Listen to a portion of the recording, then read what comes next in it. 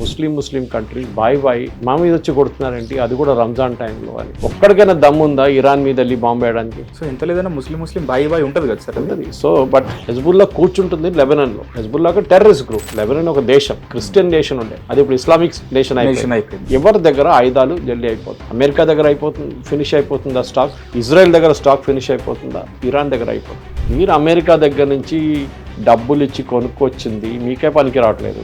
Trump statement ఏమి ఇచ్చారంటే, మేము మా నేవీని పెట్టబోతున్నాం అక్కడ, నథింగ్ విల్ స్టాప్. వీళ్ళకి ఇప్పుడు అమెరికా ఏమంటారు, మేము మీకు సహాయం ఇస్తాం, ఈ will give you political recognition. మీరు పని చేయండి, ఇరాన్ మీద దాడి చేయండి. ఇరాన్లో ఉన్న పోలీస్ స్టేషన్స్, ఇరాన్లో ఉన్న పవర్ స్టేషన్స్, ఇరాన్లో ఉన్న ఏ గవర్నమెంట్ ఇన్ఫ్రాస్ట్రక్చర్ ఇంక్లూడింగ్ వీళ్ళ రెవల్యూషనరీ గార్డ్ వాళ్ళని కొట్టండి. కొట్లాడితే పోరాడితేనే గవర్నమెంట్ మారుతుంది. On ground fighting is important. దానికి అమెరికన్స్ భయపడతారు. ఇజ్రాయెల్ వచ్చి అన్నారు వాళ్ళు న్యూక్లియర్ తయారు చేస్తున్నారు, అంతే సంగతి, నీది కూడా పోతుంది, నాది కూడా పోతుంది. యుద్ధం మొదలు పెట్టడం చాలా ఈజీ, యుద్ధం ఆపడం అనేది చాలా డిఫికల్ట్. ఇరానియన్ రెజ్యూమ్ సరెండర్ చేస్తారా? ఈ ముల్లాలన్నీ రష్యాకు ఎక్కడెక్కడ పారిపోతారా? ఇరానియన్ నేషనల్ రెవల్యూషనరీ గార్డ్స్ ని మొత్తం డిస్బాండ్ చేసి వాళ్ళు అక్కడి నుంచి మాయమైపోతారా, లేకపోతే పారిపోతారా? కిమ్ జాంగ్ ఉన్ మీద ఎందుకు చేయబెట్టట్లేదు ట్రంప్? ఎందుకు వాయిదాలు పంపిస్తే, ఎందుకు థ్రెటన్ చేయట్లేదు? పిచ్చోన్ చేతులు రాయిలాగా అయిపోతుంది. ఎక్కడ కొడతారో తెలియదు. హిరోషిమా గుర్తుందా, నాగసాకి గుర్తుందా, చెర్నోబిల్ గుర్తుందా, ఫుకుషిమా గుర్తుందా? గుర్తుపెట్టు. This is what will happen to you. Hit TV ప్రేక్షకులకు నమస్కారం, నేను మీ మహేష్. అందరూ హోలీ బాగా సెలబ్రేట్ చేసుకున్నారనుకుంటాను, తెలుస్తుంది. అయితే మనం ఇక్కడ హ్యాపీగా హోలీ సెలబ్రేట్ చేసుకున్నాం, కానీ ప్రపంచ దేశాల్లో దీపావళి సెలబ్రేట్ చేసుకుంటున్నారు. ఒకరి మీద ఒకరు బాంబులు వేసుకుంటున్నారు. అసలు ఆ యుద్ధం ఎందుకు మొదలైంది, దాని మూలాలు ఎక్కడున్నాయి, అసలు యుద్ధం వరకు వచ్చిందంటే ఎన్నిసార్లు చర్చలు విఫలమై ఉంటాయి. సో ఇప్పుడు ఈ యుద్ధంలో ఇబ్బంది పడుతున్న దేశాలేవి, వీటన్నిటి గురించి మనం సురేష్ కొచ్చిటిల్ గారితో ఆల్రెడీ పార్ట్ 1లో తెలుసుకున్నాం. ఇప్పుడు హోలీ తర్వాత ఈరోజు ఈ ప్రజెంట్ జరుగుతున్న యుద్ధం ఇప్పుడు ఏ స్టేజ్లో ఉంది, ఏ దేశం ఎంత గాయపడింది, ఎంత ఆస్తి నష్టం, ఎంత ప్రాణ నష్టం జరిగింది, అసలు ఇది ఇంకా ఎన్ని రోజులు ఇది ఇంకా కొనసాగబోతుంది, దీనివల్ల మనకేమన్నా ఇబ్బంది, మన భారతదేశానికి ఏమన్నా ఇబ్బంది ఉందా, ఆయిల్ పరంగా, గోల్డ్, సిల్వర్, కాపర్, ఇంకా స్టాక్ ఎక్స్చేంజ్, మార్కెట్, వీటిపైన ఇంకేమైనా ప్రభావం పడబోతుందా, వీటన్నిటి గురించి ఇవాళ మనం కూలంకుశంగా senior political analyst and journalist Suresh Kochattil గారితో చర్చిద్దాం. సార్ నమస్కారం, గుడ్ ఈవినింగ్. నమస్కారం. Another day with you about మొన్న జరిగిన మీతో హోలీకి ముందు రోజు జరిగిన డిస్కషన్లో అసలు దీని మూలాలు ఎక్కడ ఉన్నాయి, ఏంటి, ఎవరు ఎలా హతమార్చబడ్డారు, ఇజ్రాయెల్ ఇంటెలిజెన్స్ అనేది ఎంత స్ట్రాంగ్గా ఉంటుంది, ఏంటి అని తెలుసుకున్నాం. ప్రజెంట్ ఇప్పుడు అసలు వార్లో ఏం జరుగుతుంది, ఇప్పుడు ఏ స్టేజ్లో ఉంది సార్? మనం ఈ వార్ శనివారం మొదలైంది. ఓకే. సో టెక్నికలీ ఇవాళ 6వ రోజు. ఇప్పుడు దాకా ఇరాన్ వాళ్ళ మిసైల్ కానీ వాళ్ళ డ్రోన్ని ఆపట్లేదు. ఓకే. ఇవాళ మనం మాట్లాడుతున్న 2 గంటల సేపు ముందు అజర్బైజాన్ మీద ఒక మిసైల్ పంపించారు, డ్రోన్ పంపించారు, అటాక్ చేసి. ఓకే. అజర్బైజాన్ నాకు అర్థం కావట్లేదు అజర్బైజాన్తో ఏం ప్రాబ్లం ఉందని. అక్కడ కూడా వీళ్ళ ఎయిర్ ఫోర్స్ బేస్ ఉందో డౌట్ వస్తుంది నాకు ఒకటి. ఆర్ యుఎస్ ఎయిర్ ఫోర్స్ అక్కడి నుంచి వాళ్ళ ఎయిర్క్రాఫ్ట్ అక్కడి నుంచి వాడుకుంటున్నారో, ఆ రన్వే నుంచి వాళ్ళ ఎయిర్ ఫోర్స్ ఎయిర్ బేస్ వాడుకుంటున్నారో అని డౌట్ వస్తుంది. దానికోసం బహుశా ఉండొచ్చు, లేకుంటే ఎందుకు ఫైర్ చేయాలి అక్కడ. ఒకటోవైపు ఇంకా నిన్న టర్కీ వైపు ఒకటి ఫైర్ చేశారు, తుర్కీ వైపు. అక్కడ ఒక యుఎస్ ఎయిర్ ఫోర్స్ బేస్ ఉంది, దాని మీద ఫైర్ చేశారు. ఓకే. దానికన్నా మనం చూసాం సౌదీ అరేబియా మీద ఫైర్ చేశారు, వాళ్ళ ఎంబసీ మీద. నిన్న దుబాయ్లో ఉన్న యుఏఈలో ఉన్న వాళ్ళ అమెరికన్ ఎంబసీ మీద ఫైర్ చేశారు. దానికన్నా ముందు దుబాయ్ షాపింగ్ అక్కడ ఏరియాస్లో, that is specifically Dubai airport పక్కన కూడా ఫైర్ చేశారు, దుబాయ్ ఎయిర్పోర్ట్ మీద. ఓకే. పామ్ జుమేరా మీద డ్రోన్ అటాక్ చేశారు. అరామ్కో పైన కూడా చేశారు. అరామ్కో సౌదీ అరేబియాలో ఉన్న రిఫైనరీ మీద చేశారు. ఇక్కడ ఖత్తర్ మీద చేశారు. మనామాలో ఉన్న, బహ్రెయిన్లో ఉన్న యుఎస్ 5th ఫ్లీట్ మీద దాడి చేశారు. కువైత్ మీద దాడి చేశారు. ప్రతి చోట ఇరాన్ దాడి చేస్తున్నారు. ఇది ఎక్కడి దాకా వెళ్తుందో తెలియదు. ఎందుకంటే గల్ఫ్ స్టేట్స్ ఏమనుకున్నారంటే ఈ యుద్ధం మాకు సంబంధం లేదు, ఈ యుద్ధం అమెరికా, ఇజ్రాయెల్ అండ్ ఇరాన్ నడిమిట్లో ఉందనుకున్నారు. కానీ ఇరాన్ ఏం చేశారంటే వీళ్ళందరినీ గుంజుకున్నారు ఈ వార్లో, యుద్ధంలో. రండి మీరు కూడా రండి, మీరు కూడా దీంట్లో భాగస్వామ్యం అవ్వండి అని చెప్పేసి. కానీ ఇప్పుడు ఏం జరుగుతుంది, ఒకటి వీళ్ళ ఎకానమీని డెస్ట్రాయ్ చేస్తున్నారు ఇరాన్, చాలా క్లియర్ అది. ఎందుకంటే మేము మునిగిపోతున్నాం, మిమ్మల్ని కూడా తీసుకొని మునుగుతాం మేమని చెప్పి సపరేట్గా తీసుకుందాం. Saudi Arabia main oil exports, వాళ్ళకి ఇంకేం లేదు ఎక్కువ. ఆ ఆయిల్ ఎక్స్పోర్ట్స్ని అరామ్కో రిఫైనరీ కొట్టిన తర్వాత వాళ్ళది డెఫినెట్గా అక్కడ ఒక లాస్ వస్తుంది. వాళ్ళు అమ్మలేకపోతారు, క్రూడ్ ఆయిల్ కానివ్వండి మిగతా ఏదైనా. చిన్నదే కదా సార్, చిన్నపాటి విధ్వంసం కదా అక్కడ జరిగింది అరామ్కోలో, లేకపోతే పెద్దగా జరిగింది? జరిగింది కానీ దట్ ఈస్ ఇనఫ్ సైకలాజికల్గా. ఓకే. అంటే మా రిఫైనరీ మీద వచ్చి కొట్టారు, of course certain part caught fire, జరిగింది, నష్టం జరగాల్సింది జరిగింది. ఓకే. కానీ అది కాదు మెయిన్ పాయింట్ ఇస్ సైకలాజికల్గా కొట్టారు సౌదీ అరేబియా. అరే మేము మీ తోడు ఉంటాం, ఇప్పుడు ముస్లిం కంట్రీస్ బాయ్ మా మీద వచ్చి కొడుతున్నారేంటి, అది కూడా రంజాన్ టైంలో అని. ఇది ఉన్నప్పుడు అటువైపు దుబాయ్ మీద కొట్టారు. అక్కడ మీరు అడగొచ్చు ఎయిర్ ఫోర్స్ బేస్ ఎక్కడ లేదు కదా మా దగ్గర, అట్లీస్ట్ దుబాయ్లో లేదు. కానీ ఎందుకు కొట్టారు? ఎందుకంటే దుబాయ్ మెయిన్ స్టేట్ టూరిజం, వాళ్ళు డబ్బులు సంపాదించేది మొత్తం టూరిజం నుంచి. అవును సార్. ఆ టూరిజంని కొట్టాలంటే ఏం చేయాలి? ఎయిర్పోర్ట్ మీద కొట్టారు, ఓకే, వాళ్ళ హోటల్స్ మీద కొట్టారు, ఇంకోటి పామ్ జుబరియా మీద కొట్టారు. ఇదంతా రెసిడెన్షియల్ ఏరియాస్, హోటల్ ఏరియాస్. దాని మీద ఎందుకు దాడి చేశారు? అక్కడి నుంచి ఉన్న టూరిస్టులు అందరూ పారిపోతారు. చాలా క్లియర్ అన్నమాట. సో యుఏఈ ఏం చేశారు? యుఏఈ క్రౌన్ ప్రిన్స్ అల్ నహాన్ వీళ్ళందరూ కలిసి మొన్న దుబాయ్ షాపింగ్ మాల్కి వచ్చారు. బయటికి వచ్చి అందరితో తిరిగి మేము సేఫే, మీరు కూడా రావచ్చు అని చెప్పేసి ఒక statement. That is the real marketing tool. True sir, true. మెచ్చుకోవాలి. అది కాకుండా వాళ్ళు ఏం చెప్పారంటే మన దగ్గర యుఏఈలో ఏ టూరిస్ట్ అన్న ఏ దేశం నుంచినా వచ్చి వాళ్ళు వెళ్ళలేకపోతున్నారు, వాళ్ళు 3 రోజులకి వచ్చి ఉంటారు, 4 రోజులకి వచ్చి ఉంటారు, దాని తర్వాత వాళ్ళు వెళ్ళలేకపోతున్నారు, ఫ్లైట్లు అన్నీ క్యాన్సిల్ అయింది. వాళ్ళు ఉండేదాకా, వాళ్ళు వెళ్ళేదాకా, వాళ్ళ ఫ్లైట్ రెడీ అయ్యేదాకా వాళ్ళ ఖర్చు అంతా మేము చూసుకుంటాం. వాళ్ళ స్టే ఖర్చు, ఫుడ్ ఎంత చాలా గొప్ప విషయం సార్ ఇది. దుబాయ్ మన దగ్గర ఇండిగో ఒక శాండ్విచ్, ఒక టెట్రా ప్యాక్ జ్యూస్ ఇస్తారు అంతే. నేను ఎయిర్పోర్ట్లో పడుకోమంటారు సీట్లో. అది కాదు ఇక్కడ. అఫ్ కోర్స్ మీరు చెప్పొచ్చు వాళ్ళ దగ్గర డబ్బులు, విపరీతమైన డబ్బులు ఉంది దానికి వచ్చి, కానీ ఇనిషియేటివ్ కూడా యాజ్ అ టూరిస్ట్ డెస్టినేషన్ చూస్తుంది. ఎందుకంటే ద దుబాయ్ ఎయిర్పోర్ట్ 97 మిలియన్ ప్యాసింజర్స్ని హ్యాండిల్ చేస్తారు ప్రతి సంవత్సరం. 97 million compare to we are in సబ్ 25 బ్రాకెట్ ఇన్ హైదరాబాద్. బహుశా ఒక 15-16 బిలియన్ ఉండొచ్చు మన దగ్గర, అది కూడా చాలా ఎక్కువ. ఏది శంషాబాద్. ఇప్పుడు ఆలోచించండి, it is a hub, tourism hub. అక్కడి నుంచి ప్రతి చోట నుంచి ఎమిరేట్స్ కానీ, ఫ్లై దుబాయ్ కానీ, మిగతా ఎయిర్లైన్స్లో ఇండిగో, ఎయిర్ ఇండియా అందరూ వచ్చి అక్కడ ఆగి అక్కడి నుంచి మిగతా డెస్టినేషన్స్కి వెళ్తారు. So it's transit point sir. ఆ ట్రాన్సిట్ పాయింట్ కొట్టారు. ఏమవుతుంది?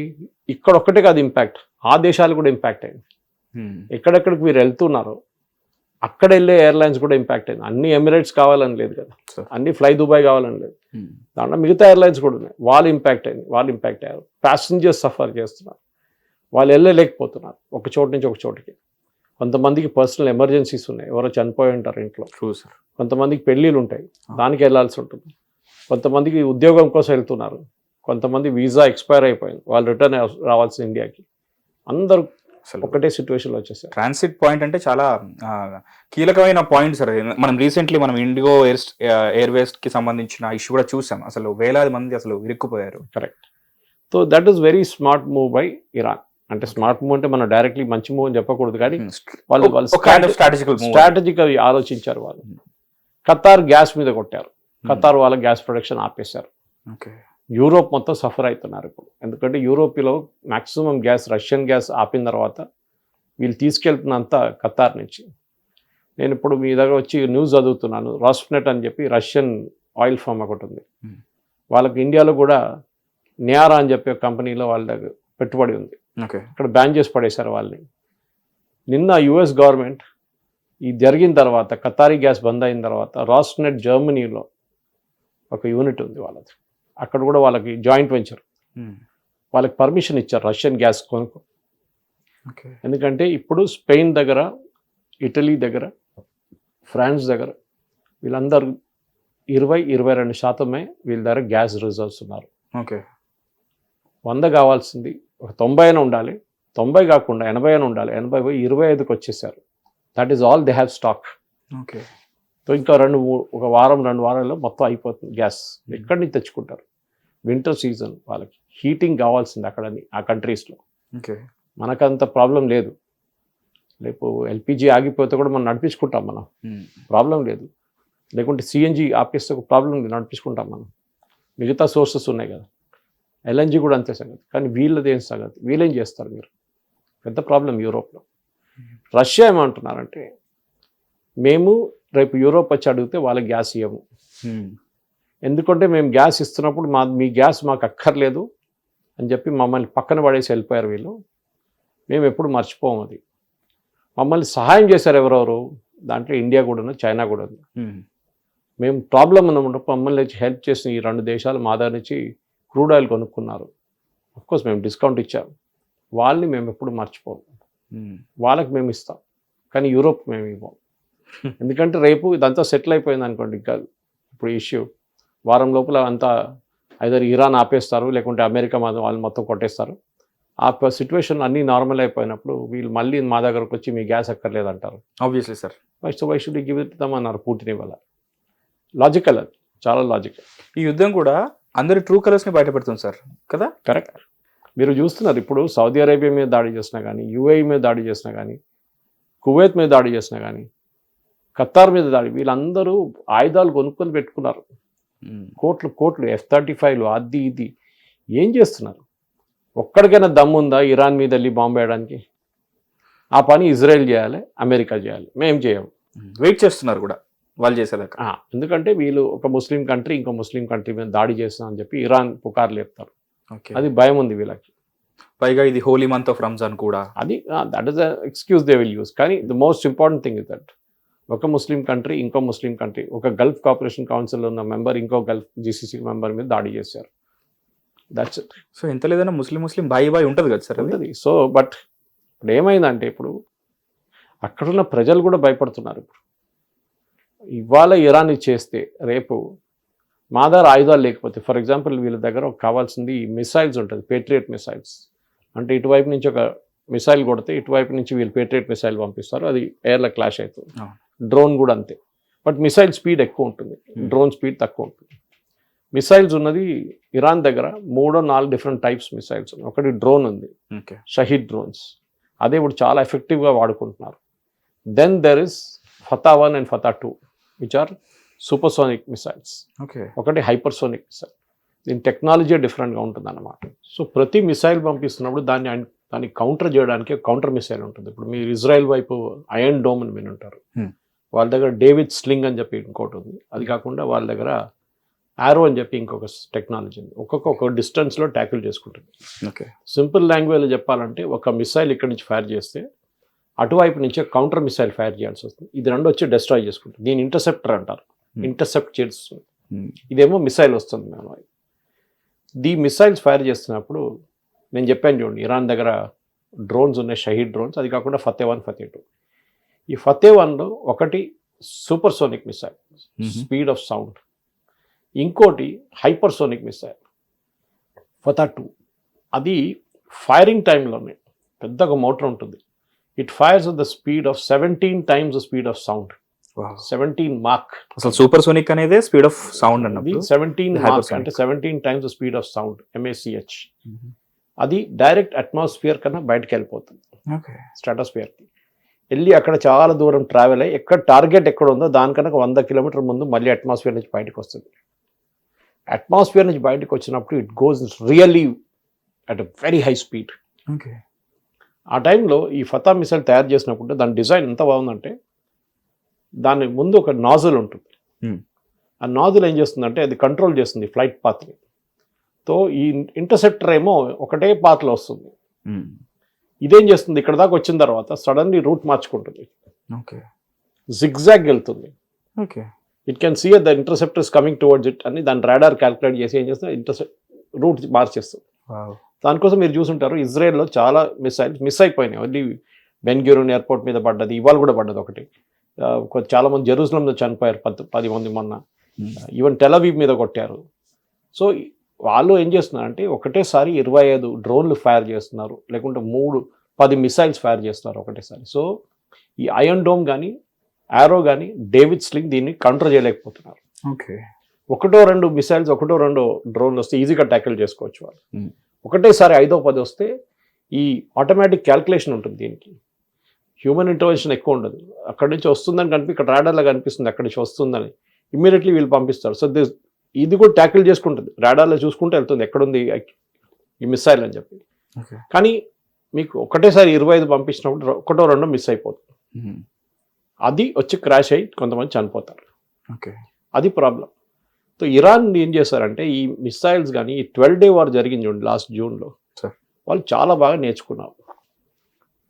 అంటే వాళ్ళు రీసెర్చ్ చేసి ఎట్లాంటి మిసైల్స్ వీళ్ళు యూజ్ చేశారు, ఇజ్రాయెల్ ఎట్లా కొట్టారు మమ్మల్ని, ఫైరింగ్ ఎట్లా చేశారు, ఏ ఎక్రాట్ తీసుకొచ్చారు, అమెరికా ఏం చేశారని చెప్పి మొత్తం ఈ 12-day వార్లో మొత్తం తెలిసిపోయింది. ఆఫ్టర్ మ్యాథ్ నుంచి నేర్చుకున్నారు. వాళ్ళు కూర్చొని వాళ్ళకి లాస్ట్ 8 months టైం వచ్చింది, 8 to 10 months. ఈ 10 monthsలో వాళ్ళు మొత్తం వాళ్ళ ప్రొడక్షన్ కేపబిలిటీని ఇంక్రీజ్ చేసుకొని వాళ్ళు ఆల్మోస్ట్ 60,000 డ్రోన్లు తయారు చేసుకున్నారంట. ఓకే. అది కాకుండా మిసైల్స్లో కూడా వాళ్ళ దగ్గర 35,000 మిసైల్స్ ఉందంట. దాంట్లో చాలా మటుకు ఇప్పుడు ఇజ్రాయెల్ యూఎస్ కొడుతున్నారు, వాళ్ళు రెగ్యులర్గా డెస్ట్రాయ్ చేస్తున్నారు. ఇది కాకుండా వీళ్ళు మిసైల్స్ ఎవరికి ఇచ్చారు తర్వాత, దానికన్నా ముందు హమాస్కి ఇచ్చారు, హెజ్బుల్లాకి ఇచ్చారు, ఇటువైపు హూతీలకు ఇచ్చారు. వాళ్ళ దగ్గర కూడా ఉన్నాయి కానీ డిఫరెంట్ మిసైల్స్. అది హెజ్బుల్లా దగ్గర ఉన్నది చాలా అడ్వాన్స్ మిసైల్స్ ఇచ్చారు. కానీ హెజ్బుల్లా దగ్గర టెక్నాలజీ వాడడానికి వాళ్ళకి తెలుసు, and they are very close to Iran. Hezbollah కూర్చుంటుంది లెబనాన్లో. హెజ్బుల్లాకి టెర్రరిస్ట్ గ్రూప్. మన లెబనాన్ అని కానీ లెబనాన్ కాదు టెర్రరిస్ట్. లెబనాన్ ఒక దేశం, క్రిస్టియన్ నేషన్ ఉండే, అది ఇప్పుడు ఇస్లామిక్ నేషన్ అయిపోయింది. ఇన్ఫాక్ట్ అక్కడ ఉన్న వాళ్ళు కూడా వీళ్ళ ఇన్ఫ్లుయెన్స్ తో ఉన్న వాళ్ళు, లైక్ ప్రాక్సీ, మనం మీరు పార్ట్ 1లో చెప్పారు మీరు. So that exactly, so that is why లెబనాన్లో, ఇటేమో హూతీలు యమన్లో సేమ్ ప్రాబ్లం. వాళ్ళు టెర్రరిస్ట్ గ్రూప్ వచ్చి యమన్లో కూర్చున్నారు. ఇక్కడ గాజాలో ప్యాలెస్టీనియన్ అథారిటీ నడిపిస్తున్నారు గవర్నమెంట్, కానీ అక్కడ ఎవరు లేరు, హమాసే నడిపిస్తున్నారని. సేమ్ అగైన్ ముగ్గురికి సపరేట్ మిసైల్స్ పంచిపెట్టారు మంచి రోజుల్లో త్రూ ఈజిప్ట్ మిగతా సోర్సెస్ నుంచి. ఇప్పుడు ఏం జరుగుతుందంటే ఇరాన్ దగ్గర మిసైల్ తక్కువ పడుతుంది. ఇప్పుడు గేమ్ ఏంటి, మెయిన్ గేమ్ ఇప్పుడు ఏం నడుస్తుందంటే ఎవరి దగ్గర ఆయుధాలు జల్దీ అయిపోతుంది. అమెరికా దగ్గర ఫినిష్ అయిపోతుందా స్టాక్, ఇజ్రాయెల్ దగ్గర స్టాక్ ఫినిష్ అయిపోతుందా, ఆర్ ఇరాన్ దగ్గర అయిపోతుంది. ఎవరి దగ్గర స్టాక్ లేకుండా పోనీ దివాళి పటాకాలు కొనుక్కొచ్చిన తర్వాత రెండో రోజు ఏం మిగలదు, కొంచెమే ఉంటుంది. వాళ్ళు ఏం కాల్స్తారు, మీరు మీ మీద ఫుల్ ఆ రోజు పడతారు మిగతా వాళ్ళు వచ్చి. అదే జరుగుతుంది. సో ఇజ్రాయెల్ కానీ యుఎస్ కానీ ఫస్ట్ వాళ్ళ స్టాక్ పైల్ అంటారు, దాన్ని డెస్ట్రాయ్ చేస్తున్నారు ఇరాన్ వాళ్ళు. ఓకే. నెక్స్ట్ వాళ్ళ ప్రొడక్షన్ ఫెసిలిటీస్ ఎంటబడ్డారు. వీళ్ళు ఎక్కడ ప్రొడ్యూస్ చేస్తారు చూడండి, ఆ ఫ్యాక్టరీస్ మీద వెళ్ళి బాంబులు చేస్తున్నారు. Okay. So that they cannot produce more. ఒకటి. మూడోది వీళ్ళు లాంచర్స్ని హిట్ చేస్తున్నారు. డ్రోన్ అంటే మీరు ఎక్కడి నుంచి లాంచ్ చేసుకోవచ్చు, చిన్న రన్వే దాని మీకు, it can just fly like that. కానీ మిసైల్కి ఒక లాంచర్ ఉండాలి. అది యూజువల్లీ ఒక ట్రక్ పైన ట్రక్ మౌంటెడ్ ఉంటుంది. దాన్ని బయటికి తీసుకొచ్చి ఒక యాంగిల్ ఇట్లా తీసుకెళ్ళి దాన్ని కూర్చోబెట్టి ఫైర్ చేయాల్సి మీకు మినిమం ఒక 1/2 hour పడుతుంది. మన రిపబ్లిక్ డే పరేడ్ లో చూస్తుంటాం సార్ మనం అలాంటివి. 1/2 hour లో వాడు పైన చూస్తున్నాడు శాటిలైట్, ఈ లోపు డిటెక్ట్ అయిపోతుంది. రియల్ టైమ్ ఇన్ఫర్మేషన్ లో టామ్హాక్ మిసైల్ పంపిస్తాడు. అంటే ఐ థింక్ 5 minutes ఈ లాంచ్ సెటప్ చేసాక వచ్చి కొట్టేస్తారు. నిన్న అదే జరిగింది, చాలా మంది చనిపోయారు నిన్న అక్కడ ఇరాన్ వైపు. Okay. Almost they last 15 launchers yesterday. ఓ, అవి కనుక ఫైర్ అయి ఉంటే చాలా వేరేలాగా ఉండేది. కానీ అప్పుడు కూడా ఏం చేస్తారు వీళ్ళు, యూజువలీ కొంచెం ఫారెస్టెడ్ ఏరియా చూసుకుంటారు, ఫారెస్ట్ ఉన్న ఏరియా, అక్కడి నుంచి వీళ్ళు బయటికి తీసుకొస్తారు, లాంచ్ సెటప్ చేస్తారు, లోపల దూరిపోతారు మళ్ళీ. లేకుండా బిల్డింగ్ బయటికి తీసుకొస్తారు, మళ్ళీ లోపల తీసుకెళ్ళిపోతారు. సివిలియన్ పాపులేషన్ ఉంటుంది ఆ బిల్డింగ్స్లో అన్ని. సో వీళ్ళు భయపడతారు, నేను కొడితే సివిలియన్ చనిపోతారు, మళ్ళీ పెద్ద పుకార్ అవుతుంది. This is the strategy Iran is using. So ఇరాన్కి ఇప్పుడు ఏంటంటే వాళ్ళ గల్ఫ్ నేబర్స్ మీద కూడా వాళ్ళ డామినెన్స్ చూపిస్తున్నారు. మీరు అమెరికా దగ్గర నుంచి డబ్బులు ఇచ్చి కొనుక్కొచ్చింది మీకే పనికి రావట్లేదు. వాళ్ళు కూడా పేట్రియట్ మిసైల్స్ వాడుతున్నారు అన్ని గల్ఫ్ స్టేట్స్. మీరు on your own you could not develop anything. మమ్మల్ని చూడండి, ఎవరు సహాయం లేకుండా మేము డెవలప్ చేసాం, ఎవరు హెల్ప్ లేకుండా మేము చేసాం. అది చాలా ఇంపార్టెంట్. వాళ్ళ న్యూక్లియర్ పక్కన పెట్టండి, యురేనియం న్యూక్లియర్ పక్కన పెట్టండి, మిసైల్ టెక్నాలజీలో they are really ahead Iranians. అది బహుశా వాళ్ళు చాలా మటుకు దాని మీద ఇన్వెస్ట్మెంట్ చేసి ఉంటారు in terms of both technology and man power. అది నేర్చుకోవాల్సింది చాలా మటుకు దేశాలు. గల్ఫ్ నేషన్ అది కాదు, వాళ్ళు డబ్బులు పడేస్తారు, కొనుక్కుంటారు. They don't have their own thinking capacity. వాళ్ళ ఎకనామీ కూడా అలా సపోర్ట్ చేస్తుంది కాబట్టి. బట్ ఇరాన్కి డబ్బులు లేవు, బికాస్ లాస్ట్ 10 సంవత్సరాల నుంచి ఆయిల్ ఎక్స్పోర్ట్ చేయలేదు, 15 సంవత్సరాల నుంచి ఆయిల్ ఎక్స్పోర్ట్ ఉంది. So they are not able to do anything. Currency value కూడా తక్కువ వాళ్ళది, 99% డివాల్యూ అయిపోయింది. ఆలోచించి 10 లక్షలు ఉంటే 1000 రూపాయలు వాళ్ళకి అంతే. అప్పుడు ఆ పరిస్థితికి వచ్చేసారు. So they have force to invite. ఇంగ్లీష్లో అంటారు necessity the mother of invention. Sure. మీకు చేయాల్సి వేరే ఇంకా లేదు, no other source to do, you have to do it అన్నమాట. సో చేశారు ఇది. సో ఇప్పుడు జరుగుతున్న దాంట్లో ఇప్పుడు మన అజర్బైజాన్ మీద వాళ్ళ అటాక్ జరిగింది, నిన్న టర్కీ మీద జరిగింది, మన సైప్రస్లో కొట్టారు. ఇటువైపు ఏమో సౌదీని కొడుతున్నారు, యుఏని కొడుతున్నారు, కువైత్ని కొడుతున్నారు, బహ్రెయిన్ కొడుతున్నారు, ఖతార్ని కొడుతున్నారు, అందరినీ కొడుతున్నారు. Even Oman also which is suppose to very close to Iran. వాళ్ళే నెగోసియేషన్స్ నడిపిస్తున్నారు జెనీవాలో, వాళ్ళ మీద కూడా వెళ్ళి కొట్టారు. So either they have a very good scientific team, మంచి సైంటిఫిక్ టీం వర్క్ చేస్తున్నారు దీన్ని. అంటే ఎందుకంటే ఈ మిసైల్ ఒట్టి ఎట్లా పెట్టి కొట్టడం కాదు, దాన్ని ప్రోగ్రామ్ చేయాల్సి వస్తుంది. లాటిట్యూడ్ లాంజిట్యూడ్ పెట్టి దాన్ని చాలా సైంటిఫిక్గా సాఫ్ట్వేర్ అప్డేట్ చేసి దాన్ని పంపించచ్చు.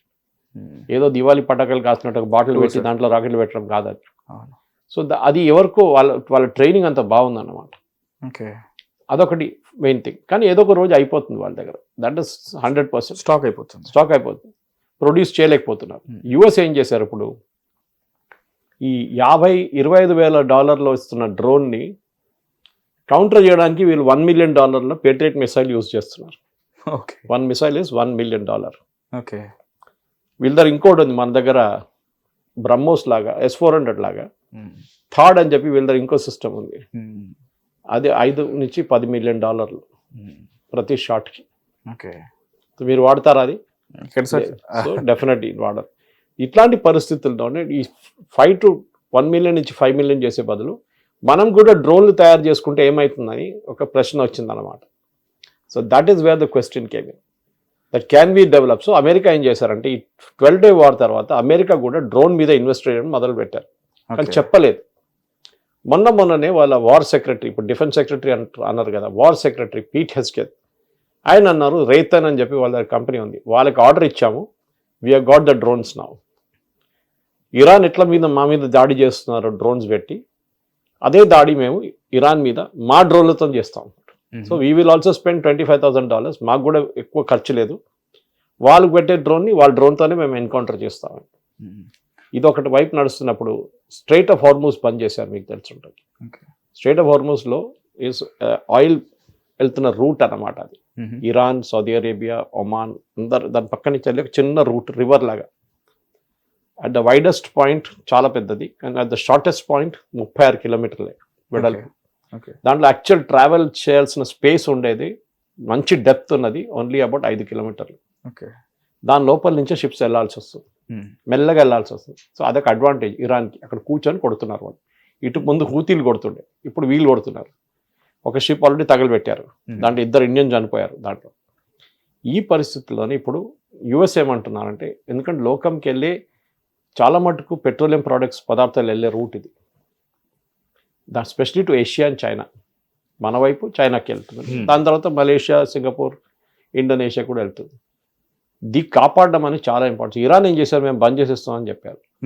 నిన్న ప్రెసిడెంట్ ట్రంప్ స్టేట్మెంట్ ఏమి ఇచ్చారంటే, మేము మా నేవీని పెట్టబోతున్నాం అక్కడ స్ట్రైట్ ఆఫ్ హార్మూజ్లో, and we will ensure that nothing will stop. ఎందుకంటే స్ట్రైట్ ఆఫ్ హార్మూజ్ కన్నా పైన ఉన్నది సూయజ్ కెనాల్. సూయజ్ కెనాల్ నుంచి వచ్చి స్ట్రైట్ ఆఫ్ హార్మూజ్ నుంచి వస్తుంది. సో మీరు అది సూయజ్ కెనాల్ బంద్ అయిందో లేకుంటే స్ట్రైట్ ఆఫ్ హార్మూజ్ బంద్ అయితే మీరు మొత్తం ఆఫ్రికా తిరిగి రావాలి. ఇట్లా కేప్ ఆఫ్ గుడ్ హోప్ నుంచి ట్రావెల్ చేసి మళ్ళీ ఇటువైపు రావాలి. It's long route. ఓకే, దానికోసం సూయజ్ కెనాల్ క్రియేట్ చేశారు. ఇప్పుడు అదొక పెద్ద ప్రాబ్లం అవబోతుంది. ఎందుకంటే మనం అనుకుంటాం ఆయిల్ ఒకటే, ఆయిల్ కాదు, 40% ఆఫ్ ఫర్టిలైజర్ మన వైపు వాడే ఎరువు కూడా అక్కడి నుంచి వస్తుంది, ఆ రూట్ నుంచి వస్తుంది. యుక్రెయిన్, మిగతా దేశాల నుంచి వస్తుంది అన్నమాట. అది కాకుండా ఇది మిగతా ప్రోడక్ట్, పెట్రోకెమికల్ ప్రోడక్ట్స్ అదే రూట్ నుంచి వస్తుంది.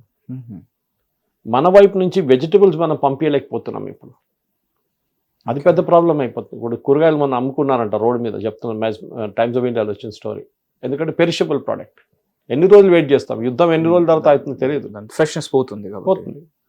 మన వైపు నుంచి బాస్మతి రైస్ అది కూడా ఆగిపోయింది.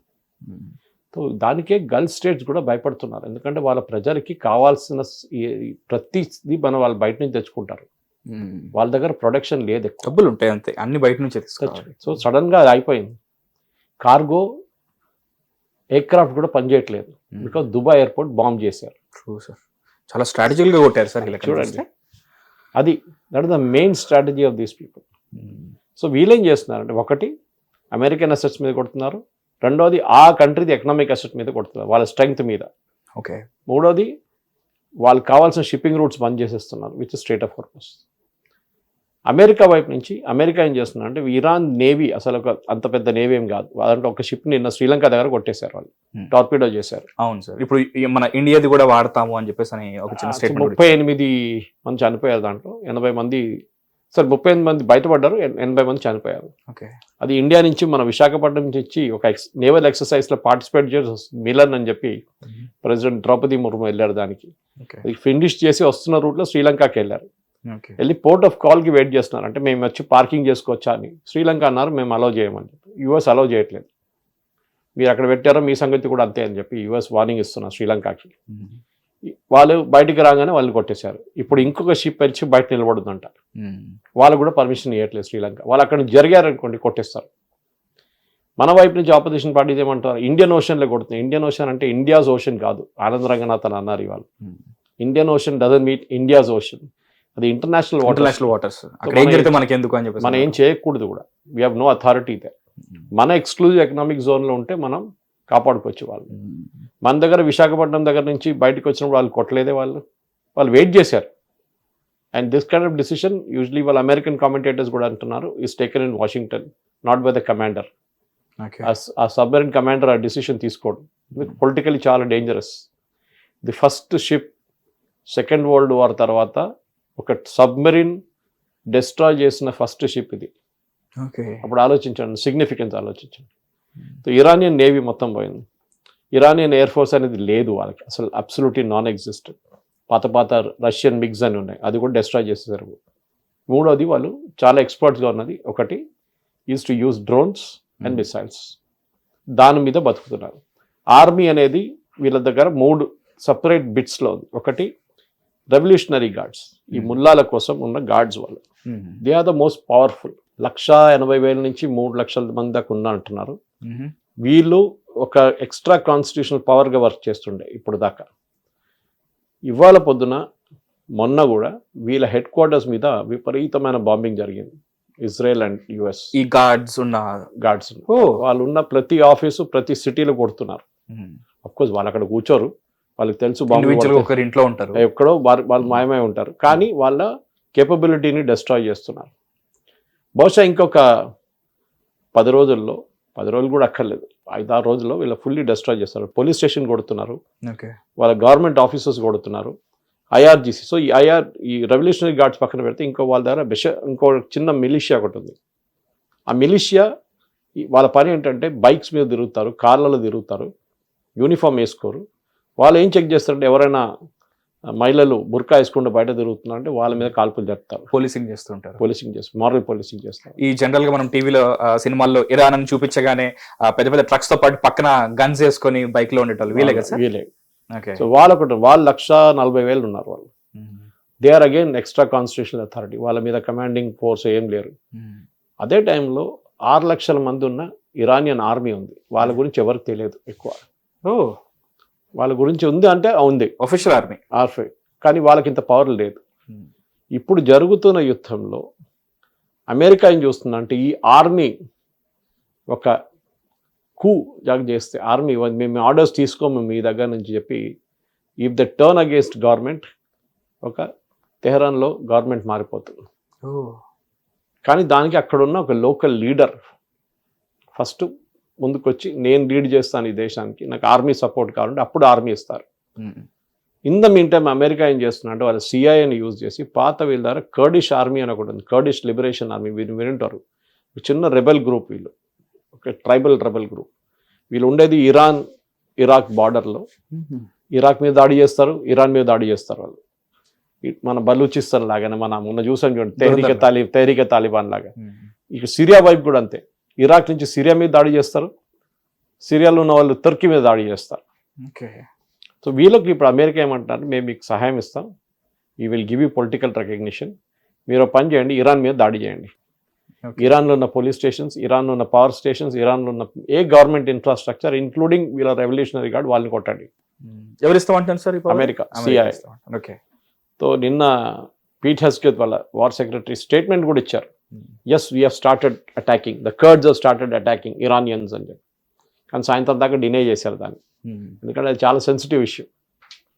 ఎందుకంటే మీరు ఎయిర్ నుంచి ఎంత పెద్ద క్యాంపెయిన్ నడిపించినా, బాంబులు చేయడం అది ఇది అన్నీ చేసినా కానీ end of the day boots on the ground is very important. ఈ మనుషులు అక్కడ ఉండి గ్రౌండ్లో ఉండి ఒక ఏం చెప్తారు, ఒక కొట్లాడితే పోరాడితేనే గవర్నమెంట్ మారుతుంది. On ground fight is also on ground fighting is important. దానికి అమెరికన్స్ భయపడతారు, వాళ్ళకి చాలా భయం. ఎందుకంటే వాళ్ళ దాంట్లో 10 మంది చనిపోతే ప్రెసిడెంట్ ట్రంప్ ఉద్యోగం ఉండదు, అంత డేంజరస్. ఇప్పుడు 6 మంది చనిపోయారు చూడండి, ఎంత పెద్ద ఇష్యూ నడుస్తుంది అమెరికాలో. How did it happen? అది ఇది 3 F-16లు పోయినాయి, ఎట్లా పోయినాయి? దాంట్లో చనిపోలేదు. యుద్ధానికి ఇచ్చిన బడ్జెట్ ని మించి కూడా ఎక్కువ ఖర్చు పెడుతున్నాడు ట్రంప్ అని చెప్పేసి కదా వస్తుంది. మీరు ప్రతి డ్రోన్ చెప్పాను చూడండి, 25,000 ఉన్న డ్రోన్ కి $1 million పేటెంట్ పంపిస్తే ఎక్కడ మీరు జస్టిఫై చేస్తారు? చారణ మురిగి బరణ మసాలా అంతే. సో ఇది స్ట్రాటజీ అన్నమాట. ఇరాన్ కూడా అదే స్మార్ట్ స్ట్రాటజీ. వాళ్ళకి తెలుసు వాళ్ళ దగ్గర డబ్బులు ఎక్కువ దీని మీద ఖర్చు చేయలేరు. Missile first of all missile technology వాళ్ళ దగ్గర లేదు. ఉన్న మిసైల్ టెక్నాలజీ నార్త్ కొరియా దగ్గర నుంచి తెచ్చుకున్నారు ముందు, అది ఉన్న దగ్గర నడిపించుకుంటారు దాన్ని. కానీ Fatah 2 is very good development on Fatah 1. So అది ఎట్లా చేశారో తెలియదు. దానికి వాళ్ళు బయట నుంచి ఎవరైనా సైంటిస్ట్ తీసుకొచ్చి చేశారా, లేకుంటే వాళ్ళ బయట చదువుకొని టెక్నాలజీ డెవలప్ చేసి తీసుకొచ్చా. It is something. మన దగ్గర DRDO వాళ్ళు చేస్తుంటారు ఇట్లాంటి పనులని, కానీ ఆర్గనైజేషన్ వాళ్ళకి అదంతా లేదు. వాళ్ళకి ఉంటే కూడా ఇజ్రాయెల్ వెళ్ళి కొట్టేస్తారు వాళ్ళు, డబ్బులు లేవు కదా సార్. అదే. సో ఇది ప్రాబ్లం. ఇప్పుడున్న పరిస్థితి ప్రకారం మనం రికార్డ్ చేస్తున్నప్పుడు మహేష్, రేపు పొద్దున్న దాకా ఏం నడుస్తుందో తెలియదు. రికార్డ్ చేస్తున్నప్పుడు మీరు చెప్పేసారు ఈ టైంకి రికార్డ్ చేస్తున్నాం, ఇవి దీని తర్వాత బాంబులు పడితే నాకు తెలియదు, మన నన్ను తిట్టకండి, ఎందుకంటే మళ్ళీ నువ్వు పాత న్యూస్ పెడుతున్నావు అంటారు. మన దగ్గర ఇన్ఫర్మేషన్ ఉంది అనుకుంటారు సార్. అదే అంట. సో మొన్న పల్కి శర్మ కూడా మొన్న ఒక డిస్కషన్ చేసింది జిందల్ యూనివర్సిటీలో ఒక పొలిటికల్ సైన్స్ ప్రొఫెసర్ తోని యుద్ధం మీదే చేస్తూ ఆమె చెప్పింది, రికార్డ్ చేస్తున్న టైం ఇది, డేట్ ఇది, ఓకే, ఈ డేట్ తర్వాత ఈ టైం తర్వాత బాంబులు పడితే నా రెస్పాన్సిబిలిటీ కాదు, అది నేను వచ్చే ప్రోగ్రాంలో హ్యాండిల్ చేసుకుంటాను, కానీ నన్ను అడగకండి, కామెంట్ సెక్షన్లో వచ్చి అడగకండి మీరు ఎందుకు చేశారు అది ఇదని చెప్పి. సో ఇప్పుడున్న ఒరిజినల్ యురేనియం గురించి మర్చిపోయామ్మా సార్. ఇదంతా ఎక్కడ మొదలైంది? ఇరాన్ దగ్గర యురేనియం ఉంది, ఎన్రిచ్ చేసుకుంటున్నారు యురేనియం. 60% వరకు వచ్చింది. దాంట్లో ఒక ఇంట్రెస్టింగ్ స్టోరీ ఉంది, మనం తర్వాత చేసుకోవచ్చు ఇంకొక ఎపిసోడ్లో. స్టుక్నెక్స్ అని చెప్పి STUNEX చెప్పి ఒక సాఫ్ట్వేర్ ప్రోగ్రామ్ని ఇజ్రాయేలీ ఇంటెలిజెన్స్ క్రియేట్ చేసి ఈ ఇరానియన్ న్యూక్లియర్ ఫెసిలిటీలో వాళ్ళ కంప్యూటర్స్లో పుష్ చేశారు. అది కూడా దేంతో, ఒక పెన్ డ్రైవ్తో వాళ్ళు పంపించి వాళ్ళ ఒక్క సిస్టంలో లోడ్ చేయగానే అది మొత్తం అన్ని సిస్టమ్స్ లోపల వెళ్ళిపోయింది. అండ్ వాళ్ళ మొత్తం న్యూక్లియర్ ప్రోగ్రామ్ ధ్వంసం అయిపోయింది దాంతో. ఇది జరిగింది కొన్ని సంవత్సరాల ముందు. అవును సార్, అప్పట్లో చాలా వైరల్ కూడా అయింది. Yes, this software was become big. ఎందుకంటే ఇజ్రాయలీ ఇంటెలిజెన్స్ అనే వాళ్ళ సైబర్ కూడా 50 to 800 అంటారు, వాళ్ళకి యూనిట్ ఉంది, ట్రైనింగ్ ఇస్తారు యంగ్స్టర్స్కి 3 సంవత్సరాలు. దాని తర్వాత వాళ్ళు దే కెన్ లీవ్, వెళ్ళి మిగతా వాళ్ళ సొంత కంపెనీ పెట్టుకోవచ్చు. ఆలోచించండి, అంత బ్రిలియంట్ వాళ్ళు ఉంచుకుంటారు కొంతమంది, మిగతా వాళ్ళందరూ వెళ్ళి they set up good companies, వాళ్ళు కూడా మంచి కంపెనీలు పెట్టుకుంటారు. దానికి ఏదో పేరు కూడా ఉండే సార్ అప్పట్లో ఆ వైరస్ కి, ఏది Stuxnet's STUNEX. So that's a big thing, అది చాలా అద్భుతమైన పని అది. Anyway we will deal that, పెద్ద స్టోరీ అది, ఎట్లా చేశారు ఏం చేశారు అని చెప్పేసి. ఆ పరిస్థితుల్లో ఇప్పుడు ఇజ్రాయెల్ ఏం చేస్తున్నారంటే వాళ్ళ వైపు వాళ్ళకి సింగులర్ ఏమేంటంటే ఇరాన్కి న్యూక్లియర్ టెక్నాలజీ రాకూడదు, అది వీళ్ళు సాధించేశారు. ఇప్పుడు అమెరికాలో ఉన్న పొలిటీషియన్స్ స్పెషల్లీ డెమోక్రాట్ వాళ్ళు ఏమంటున్నారంటే మమ్మల్ని మీరు యుద్ధంలో గుంజుకున్నారు, మా వాళ్ళు పిచ్చోళ్ళు, ట్రంప్ పిచ్చోడు, ట్రంప్కి రేటింగ్స్ పడిపోతుంది, ఇజ్రాయెల్ వచ్చి అన్నారు వాళ్ళు న్యూక్లియర్ తయారు చేస్తున్నారు అంతే సంగతి, నీది కూడా పోతుంది నాది కూడా పోతుందని. అప్పుడు ట్రంప్ లేసి మనం కొడదాంలే కలిసి అని చెప్పి చేశారు. ఎందుకంటే వీళ్ళిద్దరు కలిసి చేసిన ఇంటెలిజెన్స్తోనే కెమెనీని చంపారు, మిగతా వాళ్ళని కూడా అంతే ఫినిష్ చేశారు. కానీ దాని తర్వాత ఏంటి, యుద్ధం మొదలు పెట్టడం చాలా ఈజీ, యుద్ధం ఆపడం అనేది చాలా డిఫికల్ట్. యుక్రెయిన్ రష్యా దగ్గర అడగండి, వాళ్ళు చెప్తారు. సార్ వాళ్ళు 100కి మించి రోజులు చేసిన 4 సంవత్సరాలు ఇప్పుడు. అవును సార్, ఆలోచించండి, వారంలో అయిపోతుంది 2 వారాలు అయిపోతుంది అనే యుద్ధం ఇప్పుడు 4 సంవత్సరాలు అయింది. 1,00,000 మంది ఇక్కడ చనిపోయారు, 1,00,000 మంది అక్కడ చనిపోయారు. అండ్ ఆ వార్ లో అసలు అత్యంత కామెడీ పీస్ గా ఉండే అతను కూడా హీరోగా జెలెన్స్కీ. సో మీరు ఆలోచించారు, దానికోసం మోదీ గారు ఆపరేషన్ సింధూర్ 4వ రోజు ఆపినప్పుడు చాలా మంది అడిగారు, మన దగ్గర ఆర్మ్ చైర్ ఎక్స్పర్ట్స్ ఉంటారు చూడండి, ఇంట్లో కూర్చొని ఐపీఎల్ చూసుకుంటా ధోని దగ్గర చెప్తారు బ్యాటింగ్ ఏం చేయాలి అని. మన వాళ్ళు ఉన్నారు చాలా మంది ఎక్స్పర్ట్స్ అట్లా. అలానే ఇక్కడ కూడా మోదీ గారు యుద్ధం ఎందుకు ఆపారు, ఇంకా 2 రోజులు ఉంటే మనం ఇస్లామాబాద్ కొట్టేస్తుండే కదా, కరాచీ అయిపోతుండే కదా, పాకిస్తాన్ మనది అవుతుండే కదా. వీళ్ళకి ఏం తెలియదు యుద్ధం ఎప్పుడు ఆపాలి అనేది. చాలా పెద్ద ఒక నిర్ణయం అది. మీకు ఎప్పుడు మీ బేసిక్ మీకు ఎందుకు వెళ్ళారో అది సాధించారా, అయిపోయిందా, just get out after that. మనకేముండే టెర్రరిస్ట్ క్యాంప్ని డిస్ట్రాయ్ చేయాలి, చేసాం. మనం చెప్పాం కూడా పాకిస్తాన్కి ఆ రోజు, దీంతో అయిపోయింది, ఇట్ ఈస్ ఫినిష్డ్ హియర్, వదిలేయండి మీరు కూడా, మీరు ఏం చేయకండి, దిస్ వాజ్ లిమిటెడ్ ఆబ్జెక్టివ్, మేము టెర్రరిస్ట్ క్యాంప్ డిస్ట్రాయ్ చేసాం, మీరు ఏం చేయకండి. వాళ్ళకి మన టెర్రరిస్ట్ క్యాంప్ని కొట్టాలి కదా, వాళ్ళ మన దగ్గర టెర్రరిస్ట్ క్యాంప్ లేవు. సో వాళ్ళు ఏం చేశారు, మన ఆర్మీ మీద దాడి చేయడం మొదలుపెట్టారు, ఎయిర్ ఫీల్డ్స్ మీద మిసైల్స్ పంపించారు, అది మనం అడ్డుకున్నాం. ఒకరోజు వెయిట్ చేసి వాళ్ళ మొత్తం డిఫెన్స్, వాళ్ళ రాడార్ సిస్టమ్స్ కంప్లీట్గా డిస్ట్రాయ్ చేసి మళ్ళీ మనం వెళ్ళి వాళ్ళ ఎయిర్ ఫోర్స్ బేస్లు, రన్వేలు అన్నీ డిస్ట్రాయ్ చేసాం. 4వ రోజు అక్కడి నుంచి ఫోన్ వచ్చింది వాళ్ళ డీజీఎంఓ నుంచి, డైరెక్టర్ జనరల్ మిలిటరీ ఆపరేషన్, మాకు సీజ్ ఫైర్ కావాలన్నా. మన వైపు lieutenant general wig who was press కాన్ఫరెన్స్లో ఉన్నారు ఆయన అప్పుడు బ్రీఫింగ్ టైంలో, చూసుంటారు మీరు, టాల్ జెంటిల్మెన్, ఈ వాజ్ ద డీజీఎంఓ మన వైపు నుంచి. ఆయన అన్నారు మాకు పొలిటికల్ క్లియరెన్స్ తీసుకోవాలి, మేము ఆర్మీ చీఫ్ని అడిగి వాళ్ళు పొలిటికల్ ప్రైమ్ మినిస్టర్ లెవెల్కి వెళ్ళి కనుక్కుంటారు, సాయంత్రం దాకా yes we can give you ceasefire అని చెప్పి వార్ ఆగిపోయింది. మోదీ గారు అప్పుడు కూడా అన్నారు యుద్ధం ఆగలేదు, పాజ్ చేశాను, పాజ్ బటన్ ప్రెస్ చేశాను, స్టాప్ బటన్ ప్రెస్ చేయలేదు. ఏ రోజు మళ్ళీ మీరు ఇంకొక పెహల్గాం చేస్తారో లేకుంటే ఇంకొక టెర్రరిస్ట్ అటాక్ చేస్తారో ఆ రోజు ఈ పాజ్ బటన్ మళ్ళీ ప్లే బటన్ అయిపోతుంది. యుద్ధం ఆపడానికి కూడా పద్ధతి ఉంది, ఆపడానికి చాలా ఇంపార్టెంట్. ఎందుకంటే you should know when to cut your losses అంటారు. నష్టం జరిగినప్పుడు కంపెనీల్లో కూడా ఆ నష్టం ఇంకా సైన్స్ పోతాం, ఇంకా పోనీ ఇంకా కోట్లు పోతాయి అంటే కొత్త అందరు మునిగిపోతారు. కాదు ఇక్కడ ఆపేసి మనం ఇంకా ట్రై చేద్దాం కొత్తది అంటే అది స్మార్ట్నెస్. 2 కోట్లే పోయినాయి కదా, ఏం ప్రాబ్లం లేదు, ఇంకా కొన్ని రోజులు ఉంటే 10 కోట్లు పోతుంది, దాని తర్వాత 20 కోట్లు పోతుంది. ఈ 2 కోట్లు పోయిన తర్వాత దాన్ని మనం కొంచెం చూద్దాం తప్పేం జరిగిందని, మనం ఇంకో యూనిట్ పెడదాం, కంపెనీ పెడదాం, స్టార్ట్అప్ పెడదాం, దాన్ని మళ్ళీ మనం రీకూప్ చేసుకొని వచ్చే losses. You should know when to cut your losses అంటారు. ఆర్మీలో కూడా అంతే, ఎయిర్ ఫోర్స్లో కూడా అంతే, నేవీలో కూడా అంతే. బెటర్ యుద్ధం నడుస్తున్నప్పుడు ఇంత నష్టం జరిగింది, ఇంకా ముందుకెళ్తే ఇంకా ఎక్కువ అవుతుంది, వద్దు ఇక్కడ ఆపేద్దాం. పాకిస్తాన్ అదే చేశారు. వాళ్ళు మన వైపు వచ్చి సీజ్ ఫైర్ ఎందుకు అడిగారు, మన కిరాణా హిల్స్ కొట్టాము వాళ్ళ న్యూక్లియర్ ఫెసిలిటీ దగ్గర, వాళ్ళకి తెలిసిపోయింది కొడుకులు కొట్టచ్చు రేపు వచ్చి. ఓకే, మేము మొత్తం మౌంటైన్స్ కింద పెట్టుకున్నాం, కానీ అప్పుడు కూడా వీళ్ళు కొడుతున్నారు వచ్చి. ఇది చాలా రిస్కీ. యూఎస్ కూడా చెప్పుంటారు, ట్రంప్ కూడా చెప్పారు చూడండి, నేనే ఆపాను ఇది.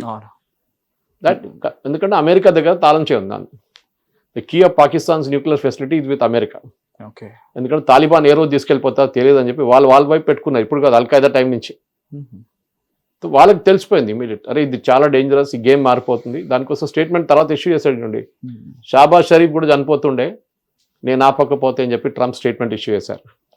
Shahbaz Sharif the Pakistani prime minister will also have been killed had I not interviewed. అది ట్రంప్ కొంచెం మసాలా ఇస్తాడు అనుకోండి, కొంచెం చాలా మసాలా ఇస్తాడు, కానీ అప్పుడు కూడా చెప్పిన మాట నిజమే. ఇప్పుడు జరుగుతున్న యుద్ధం యాజ్ ఆఫ్ నౌ సిచ్యువేషన్ ఏంటంటే, ఇరాన్ కొన్ని రోజులు పట్టుకొని వాళ్ళు 6 రోజుల దాకా ఉన్నారు ఇప్పుడు దాకా. ఎన్ని రోజులు ఉంటారో తెలియదు. ఇప్పుడు దాకా అడుకున్నారు ఏదో అక్కడెక్కడ చేసేసి, మిసైల్స్ యూజ్ చేసి, డ్రోన్స్ యూజ్ చేసి. కానీ వాళ్ళ వాటర్ ఫెసిలిటీస్ మీద, వాళ్ళ పవర్ స్టేషన్ మీద ఇప్పుడు కొట్టడం మొదలుపెట్టారు యూఎస్. మొత్తం కంట్రీ అంతా డార్క్ అయిపోతుంది, నీళ్ళు ఉండవు, ప్రజలు రోడ్డు మీదకి వస్తారు. అదే అమెరికాకి కావాలి. ఇప్పుడు ఎవరు రోడ్డు మీదకి రావట్లేదు, భయపడుతున్నారు. లాస్ట్ టైం వచ్చారు, ఒక నెల ముందు 1500 మంది చనిపోయారు. అప్పుడు ప్రెసిడెంట్ ట్రంప్ ఏమన్నా help is on the way అన్నారు. వాళ్ళ హెల్ప్ చాలా లేట్ వచ్చింది. ఇప్పుడు ఈసారి మళ్ళీ మేము రోడ్డు మీద దిగితే మళ్ళీ మమ్మల్ని చంపేస్తే ఏం చేస్తారు ట్రంప్ అని అడుగుతున్నాం. సో ఇప్పుడున్న పరిస్థితిలో ఇట్ ఈస్ స్టేటస్ కో. కానీ ఒక 3-4 రోజుల తర్వాత, పాసిబ్లీ బై ట్యూస్డే వెనస్డే, మనకు చాలా క్లియర్ పిక్చర్ వచ్చేస్తుంది. ఇరానియన్ రెజ్యూమ్ సరెండర్ చేస్తారా, ఈ ముల్లాలన్నీ రష్యాకు ఎక్కడెక్కడ పారిపోతారా, ఇరానియన్ నేషనల్ రెవల్యూషనరీ గార్డ్స్ని మొత్తం డిస్బాండ్ చేసి వాళ్ళు అక్కడి నుంచి మాయమైపోతారా, లేకపోతే పారిపోతారా. ఎందుకంటే 2 లక్షల మంది పారిపోవడం అనేది ఈజీ కాదు, సరెండర్ చేయొచ్చు వాళ్ళు కాదు. అక్కడ ఉన్న ఒక కొత్త గవర్నమెంట్, ఎందుకంటే ట్రంప్ ఆల్రెడీ అన్నారు రేజా పేల్వి ఉందని చెప్పి ప్రెస్ కాన్ఫరెన్స్లో ఎవరు అడిగారు, షా ఆఫ్ ఇరాన్ కొడుకు. ఆయన మంచి వెరీ స్మార్ట్ ఫెలో, వాడికి ఎక్స్పీరియన్స్ లేదు, దేశం నడిపిన ఎక్స్పీరియన్స్ లేదు వాడికి. That is what I'm looking for somebody in the system అన్నారు. అంటే వాళ్ళ దాంట్లోనే ఒకరు పైకి వచ్చి ఇప్పుడు వెనిజువేలాలో చేసినట్లే వాళ్ళకి వైస్ ప్రెసిడెంట్ అయిపోయారు. వెనిజువేలా అంత క్వైట్గా నడుస్తుంది, ఏ ప్రాబ్లం లేదు. ఇప్పుడు మనం మాట్లాడడం కూడా లేదు దాని గురించి. అవును సార్. అదే సిచ్యువేషన్ ఇరాన్లో రావాలని చూస్తున్నాం అనమాట.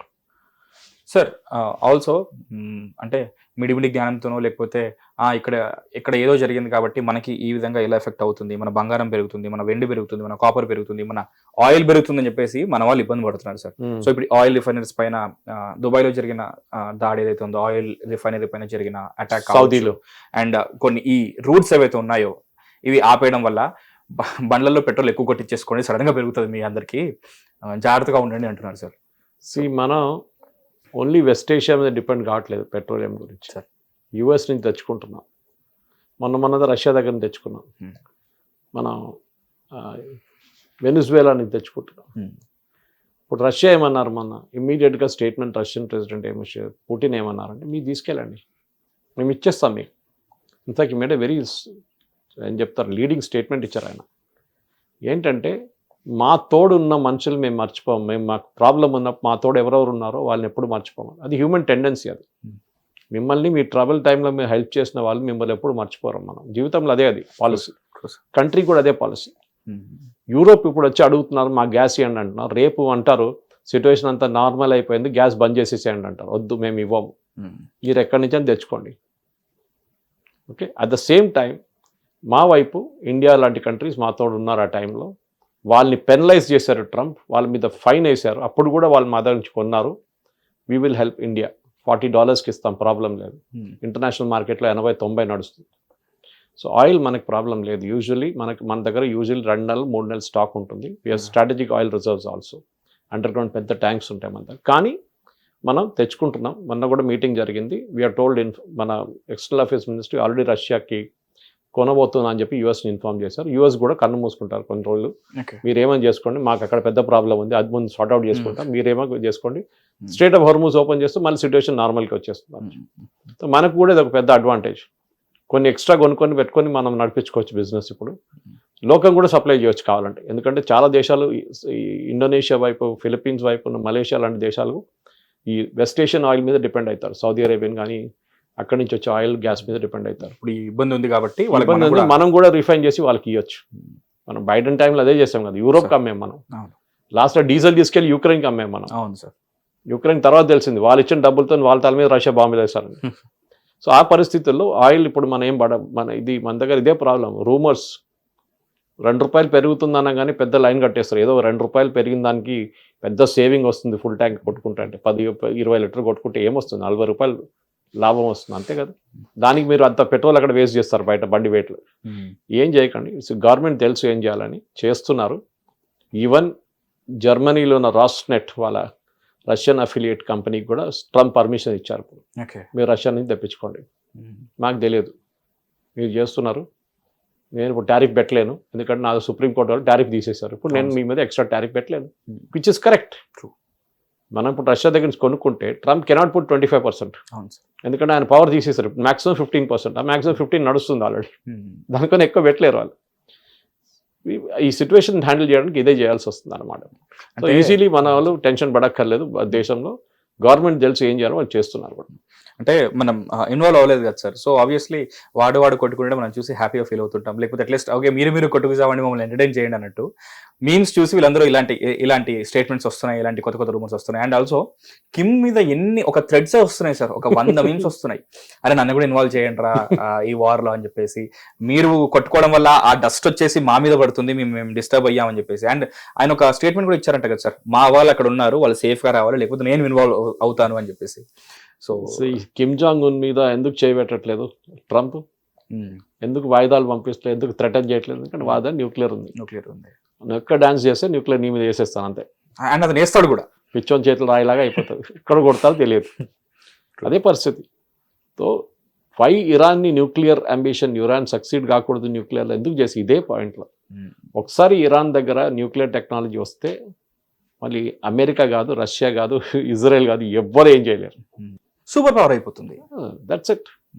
న్యూక్లియర్ వెపన్ ఎవరు వాడరు మహేష్, బట్ అది ఉంటే సెక్యూరిటీ, ఆ బలం వేరు. నా దగ్గర ఉంది, నువ్వు ఎక్కువ డాన్స్ చేసినా కొడతాను నేను దీంతో, అంతే. ఆ భయం ఉంటుంది. హిరోషిమా గుర్తుందా, నాగసాకి గుర్తుందా, చెర్నోబిల్ గుర్తుందా, ఫుకుషిమా గుర్తుందా, గుర్తుపెట్టుకో. This is what will happen to you, ఇదే అన్నమాట. సో హోప్ఫుల్లీ ఇప్పుడు ఈ ప్రాబ్లమ్ సార్ట్ అవుట్ కావాలంటే ఒకటి ఇరాన్లో ఒక రెజ్యూమ్ చేంజ్ జరగాల్సింది, అక్కడ ప్రజలకు కూడా అదే మంచిది. కానీ ఇప్పుడు ఉన్న రెజ్యూమ్ని ఎట్లా మార్చుతారో దాని మీద ఇదంతా ఉంటుంది. ఎక్కువ రోజులు బాంబ్ చేసి రష్యా దగ్గర ఉన్న నూనె కొనుక్కొని మిగతా వాళ్ళు బతుకుతారు, కానీ అమెరికా ఏం చేయలేరు. America already is fighting a very costly war. దాన్ని ఎక్కువ రోజులు నడిపించలేరు. ఎందుకంటే మీరు ఆల్రెడీ కొంతమంది కొన్ని ఫిగర్స్ చెప్తున్నారు, నాకు ఇది నిజమో తెలియదు కానీ $3 trillion అయింది అంటున్నారు ఇప్పుడు దాకా యుద్ధం. న్యాచురల్లీ మీరు 50 పేట్రియట్ మిసైల్ కొడితే అక్కడే అయిపోతుంది కదా కాస్ట్. 25 దానికి అదిగానో పెద్ద జెరాల్డ్ ఫోర్డ్ పెట్టారు బయట తీసుకొచ్చి, అబ్రహాం లింకన్ 2 ఎయిర్క్రాఫ్ట్ క్యారియర్లు, దాని మెయింటెనెన్స్, దాని కాస్ట్, టామాహాక్ మిసైల్స్, ఒక్కొక్క టామాహాక్ మిసైల్ $1 million. మీరు ఎంత ఖర్చు పెడతారు? చూడడానికి అన్ని బాగుంటుంది, యుద్ధాలు అది ఇది అది ఇది, కానీ ఖర్చు చాలా ఉంటుంది దాని పౌరుడి మీద పడుతుంది మళ్ళీ. మనం కూడా చూసాం బంగ్లాదేశ్ వార్లో మనకి 3 సంవత్సరాలు we took to come out of the recession. ఆర్థికంగా అంత ప్రాబ్లం వచ్చింది మనకి. We literally became bankrupt India. డబ్బులు అంత ఖర్చు పెట్టాం మనం యుద్ధం ఫ్రీగా రాదు. మీకు యుద్ధం నడిపించాలంటే డబ్బులు కావాలి. మీ దగ్గర ఆర్మీ ఉండొచ్చు, కానీ army cannot run on empty stomach అంటారు ఇంగ్లీష్లో. వాళ్ళకి తిండి పెట్టాలి, వాళ్ళకి సిగ్నల్స్ ఉంటాయి, వాళ్ళకి సపోర్ట్ స్టాఫ్ ఉంటుంది, వాళ్ళు చాలా ఉంటుంది, వాళ్ళకి ఆయుధాలు ఉంటుంది. Each missile you fire will cost money. ఇదంతా ఉంటుంది. సో ఇప్పుడు చూద్దాం ఏం జరుగుతుందో. ఇంకొక 5-6 రోజుల్లో ఈ క్లారిటీ వచ్చేస్తుంది దీంట్లో, ఇది అటువైపు ఇటువైపు అని చెప్పేసి. సో అది ప్రపంచ దేశాల్లో జరుగుతున్న ఈ యుద్ధ వాతావరణం గురించి పార్ట్ 2లో ఈ రోజు కొంచెం మనం తెలుసుకున్నాం. ఎవరు ఏ దేశం పైన ఎన్ని మిసైల్స్ వేశారు, ఎంత ఆస్తి నష్టం, ఎంత ప్రాణ నష్టం జరిగిందని. అండ్ సార్ చెప్పినట్టు ఇప్పుడు ప్రెసెంట్ టైం 4:55, ఇవాళ 5th March డేట్. ఎందుకంటే నెక్స్ట్ యుద్ధానికి సంబంధించిన అప్డేట్ని త్వరలో ఇవ్వబోతున్నాం. అప్పుడు అసలు ఏం జరుగుతుంది, యుద్ధం ఆగిందా లేదా, అసలు ఓవరాల్గా ఆఫ్టర్ మ్యాథ్ ఎంత ఉంది, ఇజ్రాయెల్, అమెరికా, ఇరాన్ వాళ్ళ దగ్గర ఇంకా నిజంగానే ఇందాక మనం మాట్లాడుకున్నట్టు దీపావళి టపాసులు లాగా వాళ్ళ దగ్గర ఉన్న స్టాక్ అయిపోయిందా, లేకపోతే వాళ్ళు అయిపోయినట్టు యాక్ట్ చేస్తున్నారా, వాళ్ళ దగ్గర నుంచి ఇంకెక్కడ నుంచి సపోర్ట్ వచ్చి దాడి చేస్తారా, అవన్నీ కూడా మనం పార్ట్ 3లో తెలుసుకుందాం. అప్పటి వరకు stay tune to hit TV. This is Mahesh. And ఇవన్నీ ఈ యుద్ధ వాతావరణం గురించి మనందరికీ క్లియర్గా ఎక్స్ప్లెయిన్ చేసిన సురేష్ గారికి చాలా చాలా చాలా ధన్యవాదాలు and thanks. Hit TV app, ఇందులో short news, live news, entertainment shows, movies, digital magazines తో పాటు మీ జిల్లా వార్తలను కూడా ఫ్రీగా చూడొచ్చు. ఇంకెందుకు ఆలస్యం, వెంటనే హిట్ టీవీ యాప్ ని డౌన్లోడ్ చేసుకుని ఫ్రీగా ఎంటర్టైన్మెంట్ పొందండి. Hit TV app. Hit TV app.